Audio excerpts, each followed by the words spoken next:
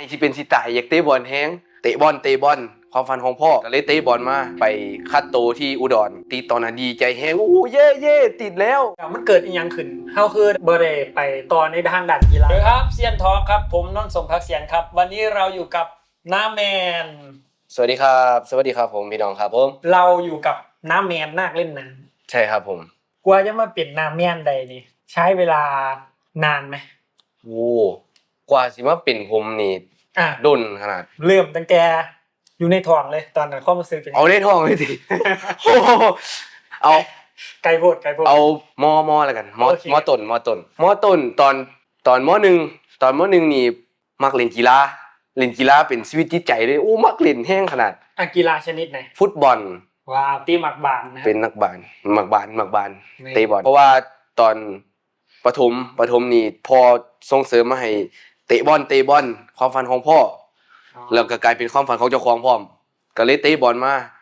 จนฮอดม.6ป.6บ่ผิดป.6นะครับป.6มาก็ได้ไปคัดโตที่อุดรไปคัดโตครูพาไปคั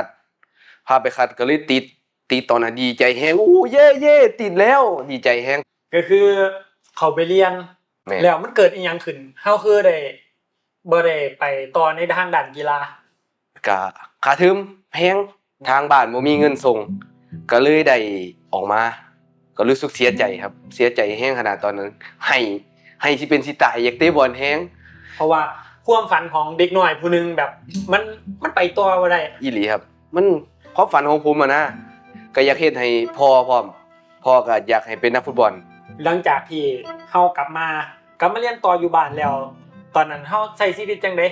แรกๆก็เตะบอลอยู่แรกๆมาแล้วทีนี้มันอยู่เฮือนมันบ่มีหยังเฮ็ดมันบ่มี energy ในการซ้อม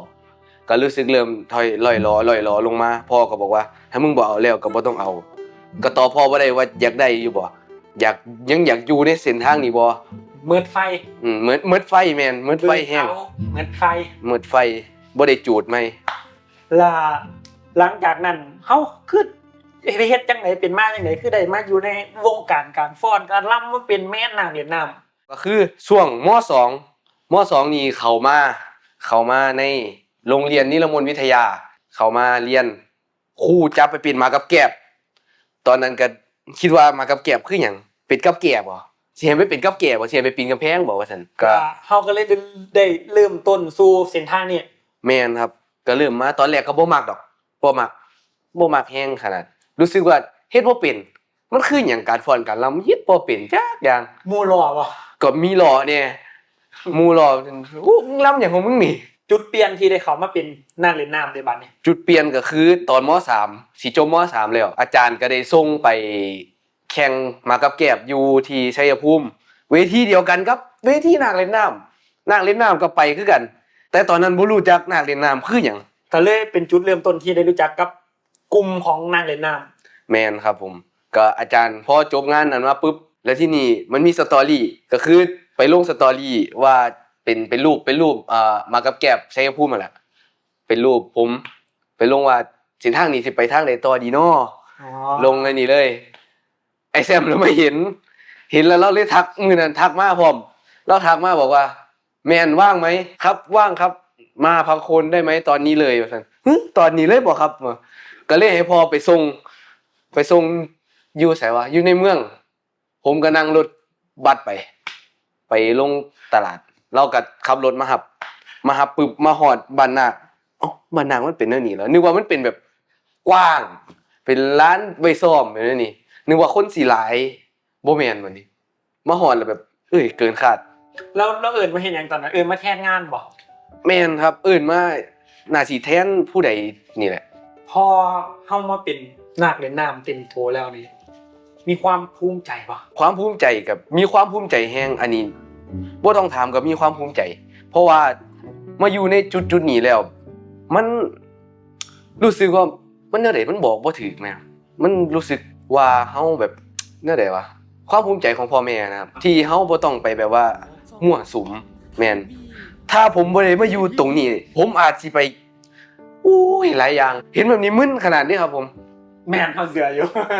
เคยขี่ตัวพอออกจากเรือนพร้อมขี่ตัวไปไสขี่ตัวไปอยู่หอ แบบนี่ไดวะวันนี้เลิกดึกนะพ่อเคยหยุด2-3 รอบนี่แหละอันพอสิเบิ่งบ่เนาะคลิปนี้เนาะขอโทษด้วยครับพ่อเด้อ ก็คือแต่ว่าหลังจากที่เฮามาอยู่น้ำหนักเล่นน้ำแล้วผู้ปกครองเพิ่นสบายใจขึ้นบ่ แล้วสบายใจขึ้นครับสบายใจขึ้นมาก เพราะว่า บ่ได้ไปมั่วสุมอีหยังพวกนั้น นี่เลยครับพ่อเฮาเข้ามาพ่อในสิ่งที่มักเฮ็ดในสิ่งที่ชอบละมันเกิดเป็นรายได้ซึ่งมันอาจจะบ่แม่นรายได้แบบมหาศาลมากมายแต่มันก็ตอนนี้แบบเป็นเด็กเป็นเยาวชนเป็นนักเรียนนักศึกษาแต่ว่ายังหารายได้เองได้ครับบ่ต้องแบบไปขอพ่อแม่ตลอดขออยู่บ่เสมอเลย ขอเป็นบางเทื่อแต่ว่ารายได้ในที่นี้บ่ได้แม่นแค่เงินนะครับพี่น้องรายได้ในที่นี้มีทั้งชื่อเสียงก็เป็นรายได้พร้อมงานอหย่างพวกนี้คนรู้จักหลายนี่คือรายได้ของจุดนี้ ล่ะในอนาคตภายภาคหน้านี่เฮาสิเอาประสบการณ์ความรู้ที่เฮาเก็บเกี่ยวได้จากนักเล่นน้ำนี่ใส่ต่อในอนาคตข้างหน้าจังไดมีแผนว่าจังได ก็สิถ้าว่างก็สิกลับมาสอนน้องๆสิมาสอนน้องๆถ้าพี่แชมป์เอิ้นโตก็สิมาสอนมาหยังถ้าบ่มีงานบ่ติดงานหยังนะครับเพราะว่าใหญ่ไปก็ต้องมีงานเฮ็ดแล้วติดงานหยังแล้วเพราะว่านักเล่นน้ำตรงนี้จะไม่ได้อยู่ตลอดเพราะว่าใหญ่ขึ้นก็ต้องมีภาระหลายอย่างต้องได้ไปเฮ็ดหลายอย่าง แล้วอนาคตเด้คิดว่าของอยากทำอะไรอยากเป็นอะไรครับ ก็อยากเฮ็ดธุรกิจส่วนตัวบ่อยากเป็นลูกน้องไผหลาย สุดท้ายแล้วอยากฝากอีหยังกับคนที่มีความฝันที่อยากเฮ็ดอยาก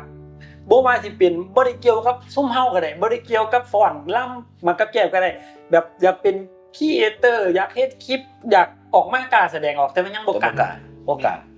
ต้องกล้าเด้ครับพี่น้องสมัยนี้โลกมันเปิดกว้างแล้วโซเชียลนี่สามารถหาเงินให้เฮาได้หลายหาชื่อเสียงให้เฮาได้หลายเฮาสามารถสร้างตัวตนขึ้นมาได้บ่สร้างตัวตนแบบนี่เห็นบ่พี่น้องเขาสร้างตัวตนแบบใดแบบ AI ก็มี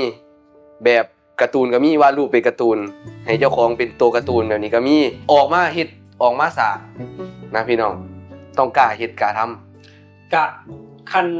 เป็นสิ่งที่เฮาฮักล่ะเฮาเอามันไปเฮ็ดเป็นงานเป็นรายได้ของเฮาได้มันสิมีความสุขในการเฮ็ด แม่น สุดท้ายนี้แล้วกะตามนั้นล่ะ คือเงียบจังซี่ล่ะครับ กะสำหรับ EP นี้กับนาแมนนักเล่นน้ำครับสวัสดีครับ บ๊ายบายครับสวัสดีครับสวัสดีครับ มีเรื่องหยังอยากเพิ่มเติมปะ